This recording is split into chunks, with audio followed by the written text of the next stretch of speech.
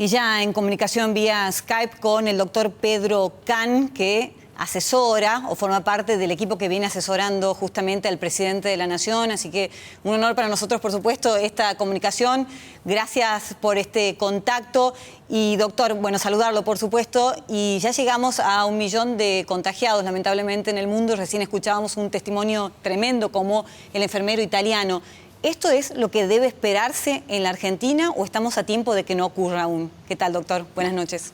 ¿Qué tal? Buenas noches. Mire, es muy difícil pronosticar cuál es el nivel al cual vamos a llegar en la Argentina. Seguramente vamos a tener más casos que los que tenemos al día de hoy. Por dos razones. Primero, por la evolución natural de la epidemia, y segundo, porque estamos haciendo diagnóstico en muchos más centros que lo que hacíamos antes. Antes estaba todo limitado al Instituto Malbrán, ahora tenemos una serie de laboratorios en todo el país que cuando se complete el circuito van a ser 35. En algunas provincias va a haber por lo menos va a haber 2 o más, en algunas provincias habrá uno solo. Ustedes en Córdoba tienen un laboratorio de excelencia que dirige la doctora Gabriela Barbás, y que realmente, digamos, es altamente confiable. Así que al tener más bocas de diagnóstico, vamos a tener muchos más casos diagnosticados, lo cual es bueno, por un lado, porque nos permite identificar a las personas que tienen estos cuadros, aislarlas rápidamente y también trabajar sobre los contactos para evitar que se produzca una diseminación mayor de la enfermedad. ¿A cuántos casos vamos a llegar? No se lo puedo contestar porque eso no lo sabe nadie. Argentina tiene una particularidad, comenzó en verano, va a transitar parte de esta enfermedad en invierno, no sabemos cuánto va a influir eso, pero por el otro lado tenemos la ventaja de haber comenzado muy temprano con la cuarentena. No se olvide que empezamos con la cuarentena cuando teníamos menos de 100 casos, cuando por ejemplo Italia hizo la cuarentena cuando ya tenía varios miles de casos. Entonces eso puede influir en el resultado final. Doctor, el hecho de que en la Argentina haya un cinturón de pobreza mucho más grande de lo que hay, por ejemplo, en Italia y en España, hace más delicada la situación, es decir, si aparecen brotes en los sectores más pobres, lo que se está hablando, ¿no?, de conurbano, los sectores pobres de Rosario, de Córdoba y demás, ¿es más delicada la situación potencial en ese sentido? Por supuesto, usted sabe que acaba de salir la información del INDEC, que terminamos el año 2019 con 35,5% de pobreza, lo cual significa unos 4 millones de pobres más de los que había hasta el año 2015. Eso no hace sino agravar la situación. En general, una de las cosas que uno aprende en epidemiología es que las epidemias atacan más fácilmente a los pobres y la pobreza genera epidemias, ¿no? Es decir, esto es siempre más difícil. Para nosotros hablar por ejemplo, del aislamiento domiciliario, que está muy bien lo que ustedes hablaban con el enfermero y yo comparto, es muy sencillo para mí que vivo en una casa donde puedo hacer aislamiento domiciliario, pero para gente que por ahí viven 5 personas en un ambiente es mucho más complicado. Es más complicado eso, es más complicado durante la cuarentena el no tener acceso a una fuente de ingresos que le permita garantizar la comida del día. De modo que sí, la pobreza es un elemento agravante y, digamos, muy, muy preocupante desde el punto de vista de la proyección epidemiológica, ¿no? Ahora, somos testigos también, doctor, de familias de 10 integrantes que viven a lo mejor en 2 cuartos. Y en ese caso, ¿cómo se cuidan? ¿Cómo debieran hacerlo? Bueno, por ejemplo, una de las cosas que yo le escuché decir al ministro Arroyo, es el ministro de Desarrollo Social, Sí, sí. Que él decía que en los barrios la idea es hacer por ahí un aislamiento barrial, que la gente no salga del barrio. Es decir, digamos, que se quede en el barrio, y por eso hay todo este plan, digamos, llamado Cordón y Cuneta, a donde se procura dar trabajo a la gente que ha perdido la changa, que pueda trabajar en pintando escuelas, construyendo cunetas, cordones, etcétera, y que puedan tener un ingreso que les permita quedarse en el barrio y no salir. Porque como usted bien dice, es imposible hacer un aislamiento de un mes, como va a terminar siendo por lo menos hasta el 12 de abril, siendo 5, 8, 10 personas en 2 ambientes, sobre todo si hay chicos de promedio, ¿no? Ya tener a los chicos para los hogares de clase media es un problema, tenerlos quietos adentro de la casa, imagínense lo que es para un hogar a donde ni siquiera tienen oportunidad de moverse mucho, ¿no?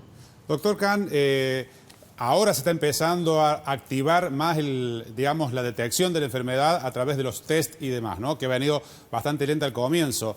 ¿Se puede hablar a esta altura digamos, con la cantidad de test que hay, de si estamos bien, si ha sido tomado a tiempo, si se puede manejar con un poco más de tranquilidad la situación?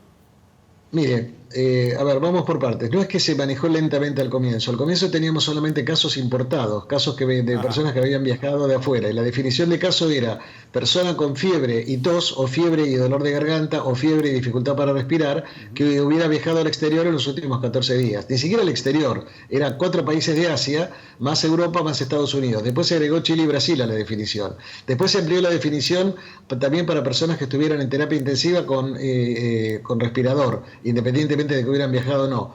Hoy la definición de caso que estamos usando es una definición que se refiere a los mismos síntomas que yo le dije, más todo lo que decíamos antes, incluyendo las neumonías graves e incluyendo personas del equipo de salud y también personas que de alguna manera, por el hecho de vivir en zonas de circulación, se consideran candidatos para ser estudiados, para pasárselo en limpio.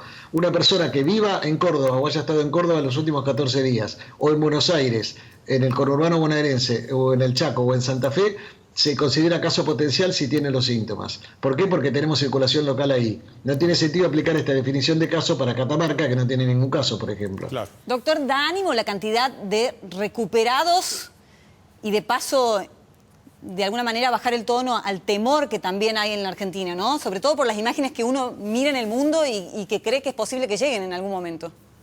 Bueno, me da pie para decirle que yo creo que tenemos una intoxicación de información. Argentina es un país muy, muy raro porque tiene 7 canales de noticias. Eso creo que no pasa en ningún lugar del mundo. Y tenemos 7 canales de noticias que están pasando 24/7 imágenes en relación al coronavirus. Y se habla todo el tiempo de los muertos, y se habla del coronavirus y se muestran los féretros o los cadáveres en bolsas negras en Nueva York o en Roma, cuando en realidad la mortalidad de esta enfermedad global es del orden del 3,5%, 3,5%, y que en realidad pensamos que es mucho menor, porque hay muchos casos que pasan no diagnosticados.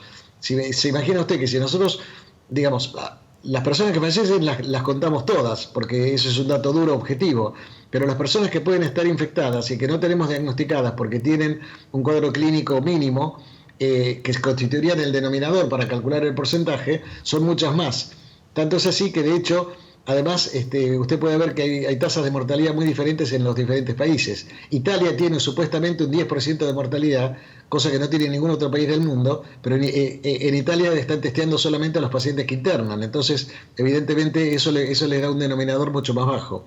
Por otro lado, hay que recordarle a la gente que el 80% de las personas que padecen coronavirus van a tener una enfermedad desde mínima, una molestia y nada más, hasta un cuadro gripal importante que los va a voltear en la cama, como todos hemos tenido gripe alguna vez, con fiebre, con dolor de cuerpo, con decaimiento, que vamos a tener que quedarnos en cama, tomar mucho líquido, tomar algún antitérmico, ventilar bien los ambientes y nos recuperaremos.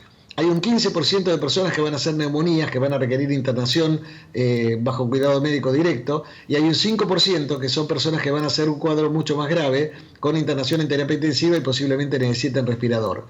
Las personas que hacen los cuadros más graves son en general los mayores de 60 años y las personas que tienen comorbilidades, esto es, diabéticos insulinodependientes, enfermedad pulmonar obstructiva crónica, enfermedad cardiovascular crónica, inmunodeficientes, etc.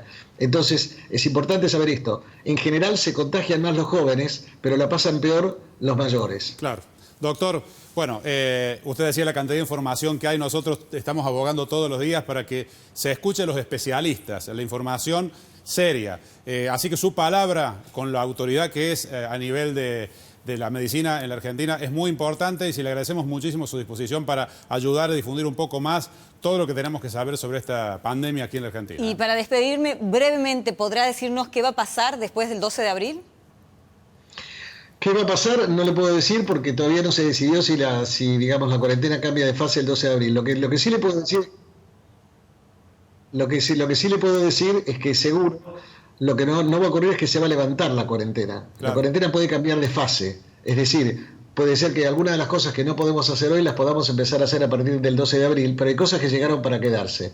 Llegó para quedarse el distanciamiento social, o sea, por ahí abren la librería que está al lado de su casa, que hoy está cerrada, pero usted para entrar a la librería va a tener que hacer lo mismo que hace hoy con la farmacia o con el supermercado, es decir, 1,5 metros de distancia entre persona y persona, entrando la gente de a poco. No se va a abrir el Estadio Kempes para que juegue Talleres, olvídese, eso no va a ocurrir, no se van a abrir los cines y los teatros, seguramente de una forma progresiva se van a ir abriendo distintas actividades. Las personas mayores de 60 años van a tener que seguir todavía esperando para salir.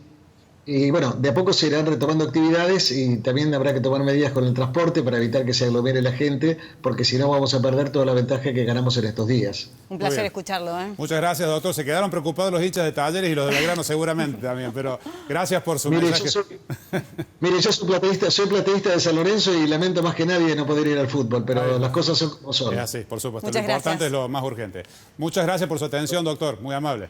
Muy amable. Chao, buenas noches. Muchas gracias. Buenas noches. Una de las grandes autoridades en infectología de la Argentina, integrante del Círculo Chico que asesora al presidente Alberto Fernández.